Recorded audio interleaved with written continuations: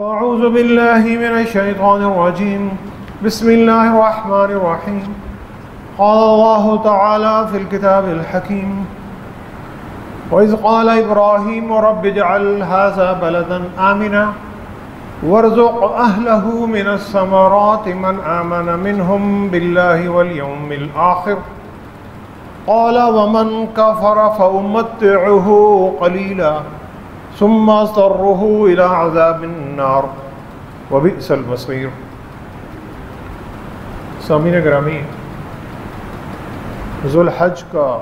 یہ مہینہ اور اس مہینے کا جو پہلا عشرہ جس میں سے ہم گزر رہے ہیں، اس کی بہت بڑی فضیلت آئی ہے۔ نبی رحمت صلی اللہ علیہ وسلم نے فرمایا کہ اللہ کا بندہ ذو الحج کے پہلے 10 دنوں میں جو بھی اعمال کرتا ہے وہ اعمال اللہ کو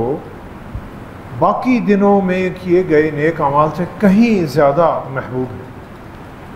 اور نبی رحمت صلی اللہ علیہ وسلم کی ایک اور دعا کے مطابق ذو الحج کا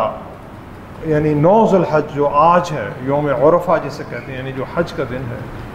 اس کا جو ایک روزہ ہے یہ ایک پورے سال کے اور اگلے آنے والے سال کے سارے گناہوں کو معاف فرما دیتا ہے۔ تو ان ایام کو ایک خاص نسبت ہے ایک بہت ہی پیاری ہستی سے، اور ان ہستی کو ہم حضرت ابراہیم علیہ السلام کے نام سے جانتے ہیں، اور ہمیں بھی حضرت ابراہیم علیہ السلام سے ایک بہت ہی خاص نسبت ہے، اور وہ نسبت یہ ہے کہ جو والد اور بیٹے کی نسبت ہے کہ حضرت ابراہیم علیہ السلام کو اللہ تعالیٰ نے امت مسلمہ کا والد قرار دیا، اور اللہ تعالیٰ نے فرمایا کہ قرآن مجید میں ملت ابیکم ابراہیم، تم اپنے والد حضرت ابراہیم علیہ السلام کی امت۔ تو 2 انبیاء علیہ السلام کو قرآن مجید میں اللہ تعالیٰ نے ایک نبی کو انسانیت کا والد بنایا اور ایک نبی کو امت مسلمہ کا والد بنایا۔ حضرت آدم علیہ السلام کے جو بایولوجیکل طور پر ہمارے والد ہیں، کہ جن سے پوری انسانیت کا سلسلہ شروع ہوا، اور پھر امت مسلمہ کا جو سلسلہ شروع ہوا وہ حضرت ابراہیم علیہ السلام سے۔ حضرت ابراہیم علیہ السلام کے لیے اللہ تعالیٰ نے قرآن مجید میں بڑے خوبصورت الفاظ استعمال کیے۔ اللہ تعالیٰ نے خلیل کا لفظ استعمال کیا۔ خلیل کہتے ہیں جگری دوست کو، وہ دوست کہ جس سے آپ بہت ٹوٹ کر پیار کرتے ہیں، کہ جس سے عشق کی حد تک پیار کیا جاتا ہے اسے خلیل کہتے ہیں، سچا دوست، عاشق جسے کہتے ہیں۔ اللہ تعالیٰ نے کہ وہ اللہ تعالیٰ کے بہت ہی اللہ تعالیٰ سے ٹوٹ کر پیار کرتے تھے، اللہ تعالیٰ نے ان کے لیے حنیف کا لفظ استعمال کیا۔ ہم اپنے بچوں کے نام رکھتے ہیں حنیف کے اوپر، خلیل کے اوپر۔ حنیف وہ بندہ اللہ کا جو یکسو ہو کر صرف اللہ ہی کی طرف ہو جائے، یعنی اس کی زندگی کا جو مقصد ہے وہ صرف اللہ تعالیٰ کی خوشنودی ہو، اللہ تعالیٰ کی رضامندی ہو، تمام اپنی جو قوتیں ہیں وہ صرف کر کے اور صلاحیتیں صرف کر کے جو اللہ کی طرف ہو جائے، ثابت قدم رہے، سیدھی سمت میں چلتا رہے، اسے حنیف کہتے ہیں۔ اللہ تعالیٰ نے حضرت ابراہیم علیہ السلام کا وہ ابراہیم الذی وفا، حضرت ابراہیم علیہ السلام نے اللہ تعالیٰ سے بہت وفا کی، یعنی وفاداری کے وہ اس درجے پر تھے شاید کہ جس درجے پر کوئی بھی نہیں پہنچ سکا، کہ اللہ تعالیٰ نے اسے قرآن مجید میں قلم بند کیا، وہ ابراہیم الذی وفا۔ اللہ نے قسم کھائی کہ اس ابراہیم علیہ السلام کی کہ جو اللہ تعالیٰ سے جو ٹوٹ کر وفا کرتے تھے اور وفاداری کرتے تھے۔ حضرت ابراہیم علیہ السلام حلیم بھی تھے، ان ابراہیم لحلیم اواہ منیب، حلیم بھی تھے، منیب بھی تھے۔ حلیم کون ہوتا ہے؟ حلیم نرم مزاج، وہ شخص جو پریشانی میں بھی، غصے کی حالت میں بھی اپنے آپ پر کنٹرول رکھتا ہے، پرسکون رہتا ہے، اسے حلیم کہتے ہیں۔ نرم مزاج، اور غصہ بھی آ جائے تو غصہ ظاہر نہیں ہوتا، اور وہ شخص اپنے آپ کو پرسکون اور متوازن رکھتا ہے، اسے حلیم کہتے ہیں۔ اللہ نے ان کے لیے منیب کا لفظ استعمال کیا۔ منیب وہ شخص، اللہ کا بندہ جو اللہ ہی کی طرف رجوع کرتا ہے، بار بار اللہ ہی کی طرف پلٹ کر آتا ہے، اسے منیب کہتے ہیں۔ حضرت ابراہیم علیہ السلام کی جو پوری ذات طیبہ ہے اسے چند گھنٹوں میں بھی نہیں سمیٹا جا سکتا۔ آج کے اس خطبے میں ان کی زندگی کی ہم صرف 4 ستون اور جو 4 سنتیں حضرت ابراہیم علیہ السلام نے ہمارے لیے چھوڑی، ان ستونوں پر بات کریں گے۔ پہلا ستون امن کا ہے، دوسرا ستون خوشحالی کا ہے، امن خوشحالی۔ تیسرا ستون ہے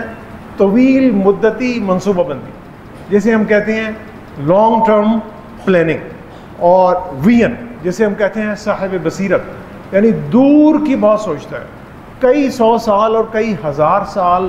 بعد کا جو آنے والا وقت ہے اس کے بارے میں سوچتا ہے۔ اور چوتھی چیز معماری صلاحیت ہے، یعنی وہ شخص جو کسی چیز کو بناتا ہے، کیونکہ کسی بھی چیز کو بنانا بہت مشکل کام ہے اور کسی چیز کو بگاڑنا بڑا آسان کام ہے۔ تو یہ 4 ستونوں پر بات کریں گے۔ سورہ بقرہ کی آیت نمبر 126 میں رب العالمین فرماتے ہیں کہ حضرت ابراہیم علیہ السلام کی مشہور دعا جو اللہ تعالیٰ نے قلم بند کی سورہ بقرہ میں، وَإِذْ قَالَ إِبْرَاهِيمُ رَبِّ اجْعَلْ هَٰذَا بَلَدًا آمِنًا، مکۃ المکرمہ کے بارے میں اور بیت اللہ کی تعمیر کے وقت حضرت ابراہیم علیہ السلام نے اللہ کے حضور دعا کی۔ وَإِذْ قَالَ إِبْرَاهِيمُ، اور یاد کرو اس وقت کو کہ جب ابراہیم نے اپنے رب کو پکارا، رب اجعل هَٰذَا بَلَدًا آمِنًا، کہ اے میرے رب یہ جو جگہ ہے جس جگہ پہ میں آپ کا گھر بنانے جا رہا ہوں، آپ اس جگہ کو ایک شہر بنا دیجئے، اور وہ شہر کیسا کہ جس میں امن ہو، جس امن میں سلامتی ہو، وَارْزُقْ أَهْلَهُ مِنَ الثَّمَرَاتِ، یہاں کے جو رہنے والے لوگ ہیں انہیں آپ بے پناہ رزق دیجئے گا۔ اور کون سا رزق؟ پھلوں کا رزق، آپ پھلوں کا رزق دیجئے گا ان لوگوں کو، من آمن منہم باللہ والیوم الآخر، کہ جو لوگ اللہ پر اور یوم آخرت پر ایمان رکھتے ہیں۔ اب یہ دعا تھی حضرت ابراہیم علیہ السلام کی کہ جو اللہ کے حضور کر رہے ہیں، تو اللہ تعالیٰ اسے جواب دیتے ہیں، قال ومن کفر فامتعہ قلیلا، کہ حضرت ابراہیم علیہ السلام کہہ رہے ہیں کہ آپ یہ ساری چیزیں ان لوگوں کو دیں کہ جو اللہ پر اور روز آخرت پر ایمان رکھتے ہیں۔ اللہ نے کہا کہ نہیں، میں کافروں کو بھی دے دوں گا، وہ لوگ جو امن اور سلامتی کا اور انصاف کا راستہ استعمال کریں گے انہیں بھی میں امن بھی دے دوں گا، انہیں خوشحالی بھی دے دوں گا، لیکن وہ تھوڑے وقت کے لیے، وہ تھوڑا وقت اس دنیاوی زندگی کا وقت ہے۔ اس دنیاوی زندگی میں بھی میں انہیں یہ چیزیں اور نعمتیں دوں گا، ثم اضطرہ الی عذاب النار وبئس المصیر، اور پھر قیامت کے دن میں انہیں آگ کے عذاب کی طرف لے جاؤں گا اور وہ بہت ہی برا ٹھکانہ ہے۔ تو یعنی کافروں کو بھی اللہ تعالیٰ اس دنیا میں نعمتیں دیتے ہیں اور مسلمانوں کو بھی دے سکتے ہیں اور ان کو بھی دیتے ہیں، لیکن مسلمانوں کے لیے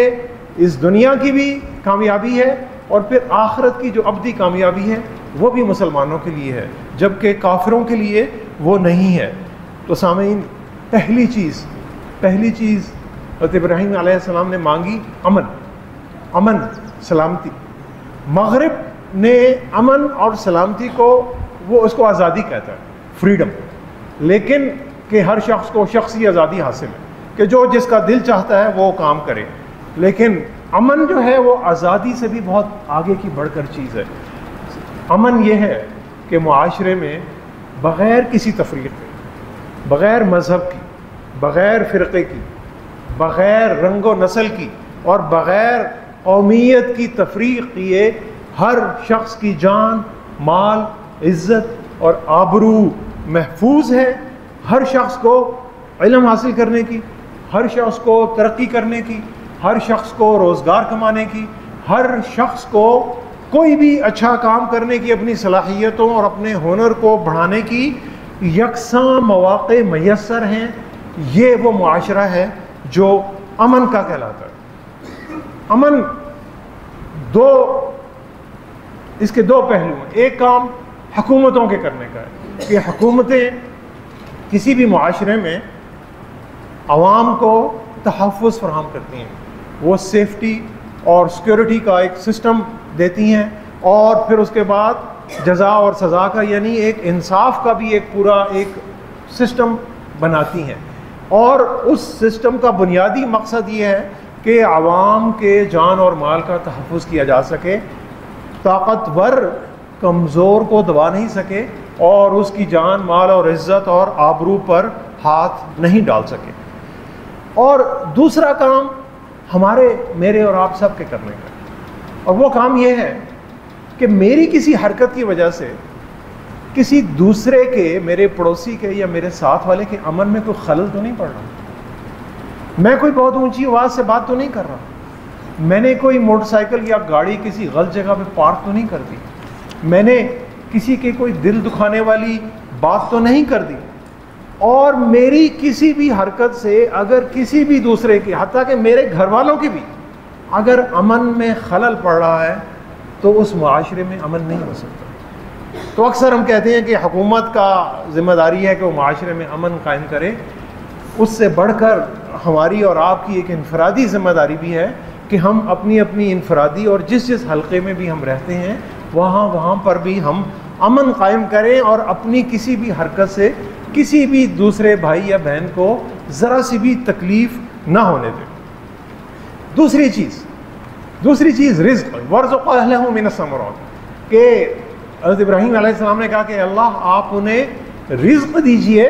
اور رزق دیجئے کوئی عام رزق نہیں کہ اناج کا رزق اور سبزیوں کا رزق، من الثمرات، پھلوں کا رزق۔ پھل اللہ تعالیٰ نے بہت ذائقہ دار بنائے ہیں، پھل ایک بہت ہی مہنگی چیز بھی ہوتی ہے، یعنی انہیں ایک اعلیٰ درجے کا، ایک بہترین کوالٹی کا رزق فراہم کریں، یعنی بہترین طریقے سے جو معاشرہ ہے وہ خوشحال رہے۔ جس معاشرے میں امن ہے وہ معاشرہ، اس میں روزگار کے مواقع بھی موجود ہوں گے، اس معاشرے میں کاروبار کے مواقع بھی موجود ہوں گے، اس معاشرے میں خوشحالی پھیلے گی، اور جو رزق ہے اللہ کے بندوں کا اس رزق میں اضافہ ہوگا۔ رزق صرف کھانا پینا ہی نہیں ہے سامعین کرام، اچھی صحت بھی رزق ہے، پرسکون رہنا بھی رزق ہے، پریشانیوں سے دور رہنا بھی رزق ہے، اچھی اولاد بھی رزق ہے، اچھی بیوی یا اچھا خاوند یہ بھی رزق ہے، اچھا گھر رزق ہے، اچھی سواری رزق ہے، معاشرے میں عزت سے رہنا رزق ہے، اچھا روزگار یہ رزق ہے، یہ ساری چیزیں رزق ہیں۔ تو جس معاشرے میں تحفظ ہے، جس معاشرے میں انصاف کا سسٹم کام کر رہا ہے،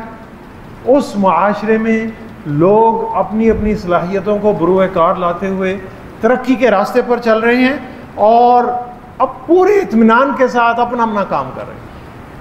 یعنی امن کیا ہے؟ امن وہ ہے کہ میں کسی دوسرے بندے کے کام میں خلل نہیں ڈال سکتا، نہ اس کی ذاتی زندگی میں کوئی خلل ڈال سکتا ہوں، نہ اس کے کوئی کام میں خلل ڈال سکتا ہوں، اور دوسرا میری ذاتی زندگی اور میرے کام میں خلل نہیں ڈال سکتا۔ تو یعنی ہر شخص اپنا کام پوری دیانتداری سے اور پوری صلاحیتوں کو بروئے کار لاتے ہوئے کر رہا ہے، یہ معاشرے میں امن ہے، اور اس امن پر جب وہ چلتا ہے تو اللہ تعالیٰ اس کے لیے رزق کے جو دروازے ہیں وہ کھول دیتے ہیں۔ تیسرا ستون جو حضرت ابراہیم علیہ السلام کی سنت سے ہمیں ملتا ہے کہ وہ ہے ویژن، بصارت، لانگ ٹرم پلاننگ، یعنی دور کی دیکھنا۔ ہم اکثر سوچتے ہیں کہ آج کا دن ہمارا کیسا گزرے گا۔ حضرت ابراہیم علیہ السلام نے ہمارے لیے جو سنت قائم کی، انہوں نے کئی ہزار سال بعد کا سوچا، اور جب اللہ نے ان سے کہا کہ قال انی جاعلک للناس اماما، کہ میں للناس پوری انسانیت کے لیے ایک لیڈر بنانا چاہتا ہوں، ایک امام بنانا چاہتا ہوں، تو حضرت ابراہیم علیہ السلام نے فوراً سوال کیا اور فوراً درخواست کی، قال ومن ذریتی، کہ اے رب العالمین کیا میری اولاد کو بھی یہ شرف حاصل ہوگا؟ اور سامعین گرامی، ذریتی کا مطلب ہے میرے آنے والی بعد کی ساری نسلیں، نسل در نسل۔ یہ جو ہم پڑھتے ہیں کہ ومن ذریتی، اور یہ ہم سلام میں بھی پڑھتے ہیں، نماز میں بھی پڑھتے ہیں، اولاد جو ہے وہ میری اولاد ہے، یعنی جو بچے ہوتے ہیں ہمارے وہ ہماری اولاد ہے، اس اولاد کے بعد کی اولاد، اس کے بعد کی اولاد، ان کی آنے والی ایک اور نسل، ان کی آنے والی اور نسل، یہ جو ساری نسلیں ہیں یہ ذریتی ہیں۔ تو ابراہیم علیہ السلام نے رب کے حضور دعا کی کہ اے میرے رب، کیا میری جو اولاد ہے انہیں بھی یہ مقام ملے گا، یعنی انہیں بھی انسانیت کی جو امامت ہے اور جو لیڈرشپ ہے وہ ملے گی؟ تو رب العالمین نے کہا قال لا ینال عہد الظالمین، کہ میرا جو وعدہ ہے وہ ظالمین کے لیے نہیں ہے، یعنی اے ابراہیم علیہ السلام آپ کی اولاد میں سے جو اچھے اور نیک لوگ ہوں گے انہیں میں ضرور امامت عطا کروں گا، اور جو نیک راستے پر چلیں گے وہ ضرور امام بنیں گے، پوری انسانیت کے امام بنیں گے، لیکن جو ظلم کے راستے پر چلیں گے میں انہیں امامت نہیں دوں گا۔ تو سامعین گرامی، حضرت ابراہیم علیہ السلام کو صرف اپنا اور اپنی اولاد کا فکر نہیں ہے، انہیں اپنی اولاد کی اولاد کا فکر ہے، انہیں ان کی آنے والی اور اولاد کا فکر ہے، اور اس کی آنے والی ایک اور نسل کا فکر ہے، اور قیامت تک ان کی اولادوں میں سے جتنی نسلیں آتی رہیں گی وہ اس کے بارے میں فکر مند ہے۔ سامعین گرامی، اگر ہم سے کوئی پوچھے کہ بھائی آپ کے دادا کے ابو کا کیا نام تھا یا نانا کے ابو کا کیا نام تھا، تو ہم میں سے اکثر کو نہیں ہے، یعنی پہلی والدین اور والدین سے جو اگلی نسل ہے اس تک کا تو ہمیں پتہ ہے، اس سے جو اگلی نسل ہے میرا خیال ہے کہ ہم میں سے بہت بڑی اکثریت کو ان کا نام نہیں آتا۔ اسی طرح جب ہم سوچتے ہیں تو بس اپنے بچوں کے بارے میں سوچتے ہیں، اپنے بچوں کے آگے بچے کیسے ہوں گے، ان کی تربیت کیسے ہوگی، ان کا ایمان، ان کا اخلاق، ان کا کردار کیسا ہوگا، اور ان کے آنے والے بچے کیسے ہوں گے، اور ان کے آنے والے بچے کیسے ہوں گے، اس کے بارے میں ہم بالکل نہیں سوچ رہے۔ حضرت ابراہیم علیہ السلام کی یہ جو سوچ تھی یہ کئی صدیوں پر سامعین گرامی محیط تھی، اور اسی لیے حضرت ابراہیم علیہ السلام وہ واحد نبی تھے کہ جن کے 2 بیٹوں کو نبی ہونے کا شرف حاصل ہوا، حضرت اسماعیل علیہ السلام اور حضرت یعقوب علیہ السلام، اور پھر ان کی حضرت اسماعیل علیہ السلام اور حضرت اسحاق علیہ السلام، یہ 2 ان کے بیٹے تھے۔ پھر حضرت اسحاق علیہ السلام کے بیٹے حضرت یعقوب علیہ السلام، کہ جن کا دوسرا نام اسرائیل ہے، حضرت یعقوب علیہ السلام، اور پھر حضرت یعقوب علیہ السلام کے بیٹے حضرت یوسف علیہ السلام، یعنی 3-4 پشتوں میں نبی در نبی چلتے آ رہے ہیں، اور پھر اس کے بعد جتنے بھی نبی آتے ہیں، اور اللہ تعالیٰ نے کہا وَدَاوُودَ وَسُلَيْمَانَ وَأَيُّوبَ وَيُوسُفَ وَمُوسَى وَهَارُونَ، یہ جتنے نبی تھے یہ حضرت ابراہیم علیہ السلام کا جو سلسلہ تھا ان کی نسل در نسل سے چلتے آ رہے ہیں۔ وَزَكَرِيَّا وَيَحْيَا وَعِيسَى وَإِلْيَاس كُلٌّ مِّنَ الصَّالِحِينَ، یہ بھی جو سارے انبیاء علیہ السلام تھے یہ بھی حضرت ابراہیم علیہ السلام کی نسل سے چلتے آ رہے ہیں۔ وَإِسْمَاعِيلَ وَالْيَسَعَ وَيُونُسَ وَلُوطَ، یہ بھی نبی اللہ تعالیٰ کہتے ہیں کہ حضرت ابراہیم علیہ السلام کی نسل سے چلتے آ رہے ہیں۔ اور پھر حضرت ابراہیم علیہ السلام نے جو اللہ کے حضور دعا کی ربنا وابعث فیہم رسولا منہم یتلو علیہم آیاتک ویعلمہم الکتاب والحکمت ویزکیہم، کہ اے میرے رب میرے بعد کی آنے والی نسلوں میں سے، بہت ہی بعد کی آنے والی نسلوں میں سے آپ ایک رسول بھیجیے گا، ایک آپ ایسا نبی بھیجیے گا کہ جو اس وقت جو لوگ موجود ہوں گے وہ انہیں آپ کی آیات کی تعلیم دے گا، اور انہیں کتاب کی تعلیم دے گا، اور انہیں حکمت سکھائے گا، اور یزکیہم، اور انہیں پاکیزہ کرے گا، اور انہیں ایک نیک اور پاکیزہ زندگی گزارنا سکھائے گا۔ یہ حضرت ابراہیم علیہ السلام کی دعا حضرت ابراہیم علیہ السلام کی وفات کے تقریباً 3500 سال بعد اللہ نے قبول کی، اور نبی رحمت صلی اللہ علیہ وسلم کی شکل میں مکہ المکرمہ میں ہمارے لیے ایک رول ماڈل اللہ تعالیٰ نے بنا کر بھیجا۔ اور نبی رحمت صلی اللہ علیہ وسلم نے فرمایا کہ میں اپنے باپ حضرت ابراہیم علیہ السلام کی دعا ہوں، میں اپنے باپ حضرت ابراہیم علیہ السلام کی دعا ہوں، اور میں اپنے بھائی حضرت عیسیٰ علیہ السلام کی بشارت ہوں۔ تو سامعین گرامی، حضرت ابراہیم علیہ السلام کی جو بصیرت تھی وہ 50 سال تک محدود نہیں تھی، وہ 100 سال تک محدود نہیں تھی، وہ 200 سال یا 500 سال یا 1000 سال تک محدود نہیں تھی، وہ کئی ہزار سال تک محدود تھی۔ ہم یہ سوچتے ہیں کہ میری تو چھوٹی زندگی ہے، اور ہماری زندگی میں تو ہم اکثر کہتے ہیں کہ پاکستان تو کبھی ترقی نہیں کرے گا۔ سامعین گرامی، یہ جو ہمارے دن روز ہیں، یہ جو ہمارے روز و شب ہیں، اور یہ جو ہماری راتیں ہیں، اور یہ جو ہمارے دن ہیں، اللہ تعالیٰ کے جو دن اور سال ہیں اس سے بہت فرق ہے۔ ہمارے 50,000 سال اللہ تعالیٰ کا ایک دن بنتا ہے۔ اللہ تعالیٰ کے ہاں وقت مختلف طریقے سے چلتا ہے۔ حضرت ابراہیم علیہ السلام کی جو دور طویل المدتی منصوبہ بندی تھی، وہ منصوبہ بندی اور اس عزم کو لے کر چل رہے ہیں۔ جب وہ کعبۃ اللہ کی تعمیر کر رہے تھے تو کعبۃ اللہ کہاں بھی تعمیر کر رہے تھے؟ وہ کسی شہر یا کسی گاؤں میں تعمیر نہیں کر رہے تھے، کسی جنگل میں بھی تعمیر نہیں کر رہے تھے۔ وہ ایک صحرا تھا جہاں پہ دور دور تک کسی آبادی کا نشان نہیں تھا، جہاں پہ دور دور تک پینے کا کوئی پانی میسر نہیں تھا۔ اس کے باوجود ان کا عزم اور ان کی بصیرت اتنی تھی کہ وہ دعا کر رہے ہیں اللہ سے، رب اجعل ھذا بلدا آمنا، اے میرے رب آپ اس جگہ کو بلد بنا دیجئے۔ بلد کسے کہتے ہیں؟ اسلام آباد بلد ہے، کراچی بلد ہے، بڑا شہر، مکہ المکرمہ بلد ہے، مدینہ المنورہ بلد ہے، لاہور بلد ہے، فیصل آباد بلد ہے۔ جو چھوٹے شہر گاؤں بلد نہیں ہوتے، یعنی ایک ایسے مقام پر بیٹھے ہوئے ہیں، ایک اکیلا اللہ کا بندہ، کوئی وسائل نہیں، کچھ نہیں ہے، کوئی مال نہیں ہے، کوئی دولت نہیں ہے، کوئی طاقت نہیں ہے، کوئی فوج نہیں ہے، کچھ بھی نہیں ہے۔ ایک بیوی ہے، ایک چھوٹا سا بچہ ہے اور نوجوان بچہ ہے، ان کے ساتھ وہ ایک صحرا میں بیٹھے ہیں اور اللہ سے دعا کر رہے ہیں کہ اے میرے رب آپ اس جگہ کو ایک شہر بنا دیجئے۔ تو آج کی اگر دنیا میں بات کریں تو لوگ کہیں گے بھائی یہ تو دیوانہ ہو گیا، کیسی بات کر رہے ہیں۔ حضرت ابراہیم علیہ السلام کی جو بصیرت تھی وہ کئی ہزار سال آگے کا دیکھتے تھے۔ وہ انہیں پتا تھا کہ میں یہ جو کام کرنے جا رہا ہوں اس جگہ پہ ایک شہر آباد ہوگا، اور وہ شہر ایسا ہوگا کہ پوری دنیا کے کونے کونے سے کھنچ کے توحید کے پروانے جو ہیں اس شہر میں آئیں گے اور اس اللہ کے گھر کا طواف کریں گے، اور وہاں پر وہ کعبۃ اللہ کی تعمیر کر رہے ہیں۔ اور پھر یہ نہیں ہے کہ صرف وہ صاحب بصیرت ہیں۔ ہم میں سے کچھ لوگ ہوتے ہیں وہ کہتے ہیں جی یہ بہت بڑا تھنکر ہے، یہ بڑے انٹلیکچوئل ہیں، یہ بڑے ویژنری ہیں، کام کس نے کرنا، کام کوئی اور کرے۔ حضرت ابراہیم علیہ السلام ویژنری بھی تھے،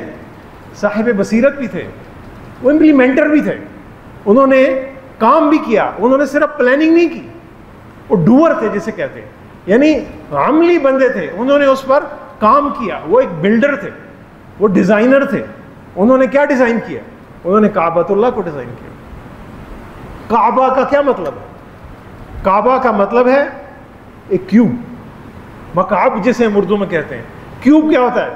کہ جس کی اونچائی، جس کی چوڑائی اور جس کی لمبائی برابر ہوتی ہیں، یعنی اس کی تینوں سمتیں جب برابر ہوتی ہیں وہ کعبہ کہلاتا ہے۔ عربی زبان میں جو لفظی مفہوم ہے کعبے کا، تو حضرت ابراہیم علیہ السلام نے اس کعبۃ اللہ کا ڈیزائن پہلے اپنے دماغ میں کیا ہوگا، کاغذ پینسل تو شاید اس وقت نہیں تھے ان کے پاس، اور انہوں نے پھر اس ڈیزائن کو بنا کر دکھایا۔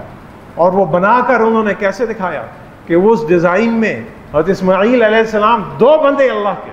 اور صرف 2 بندے اور ایک بچہ، اور بچہ ان کو پتھر پکڑاتا تھا، اور حضرت ابراہیم علیہ السلام بڑی خوبصورتی سے اس پتھر کو اپنی جگہ پر بنا کر انہوں نے وہ ایک کیوب بنایا، اور انہوں نے اس کعبۃ اللہ کی تعمیر کی۔ اور پھر اس کعبۃ اللہ کی تعمیر کے ساتھ وہ جوڑ کر پھر وہ کہہ رہے ہیں ربنا تقبل منا انک انت السمیع العلیم، اے ہمارے رب آپ ہماری اس نیکی کو، اس کوشش کو قبول فرما لیجیے۔ یعنی ایک پلان بنایا، ایک منصوبہ بنایا، ایک اسٹریٹجی بنائی، اور اس منصوبے پر پھر عمل کیا، اور عمل کرنے کے بعد اللہ پر چھوڑ دیا، اور پھر اللہ سے کہہ رہے ہیں کہ اللہ آپ اس کو قبول فرما لیجیے اور اس میں برکت ڈال دیجیے۔ سامعین گرامی، ہم نماز پڑھتے ہیں، نماز کے بعد دعا کرتے ہیں، یعنی صرف اللہ کی عبادت کرتے ہیں، اس کے بعد دعا مانگتے ہیں اور پھر کہتے ہیں ہماری دعا قبول نہیں ہوتی۔ دعا میں جب تک اللہ کے بندوں کا عمل شامل نہیں ہوتا، اللہ تعالیٰ کی برکت اور رحمت اس میں شامل نہیں ہوتی۔ حضرت ابراہیم علیہ السلام نے اپنی منصوبہ بندی کے ساتھ اس عمل کو جوڑا، اس گھر کو بنایا اور پھر اس کے لیے دعا کی، اور ان کی دعا کا اثر آج ہم سارے دیکھتے ہیں کہ کس طرح شمع رسالت کے جو پروانے ہیں کس طرح دنیا کے کونے کونے سے اٹھ کر آتے ہیں اور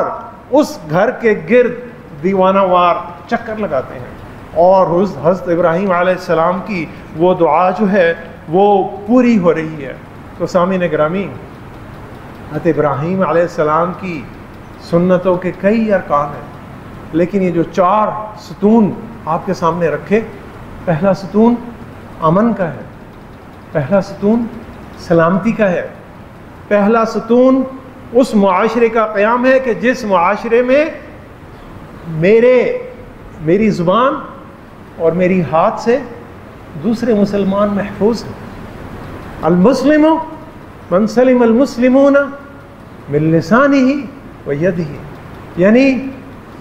وہ معاشرہ کہ جس میں امن ہے، جس میں سکون ہے، اور پھر وہ معاشرہ اس میں خوشحالی آتی ہے، اس میں لوگ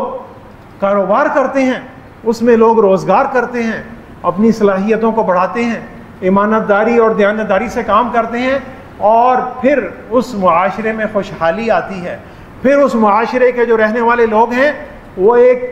دور طویل مدت کی منصوبہ بندی کرتے ہیں، اور اس منصوبہ بندی سے پھر درجہ بدرجہ اس پر عمل کرتے ہیں۔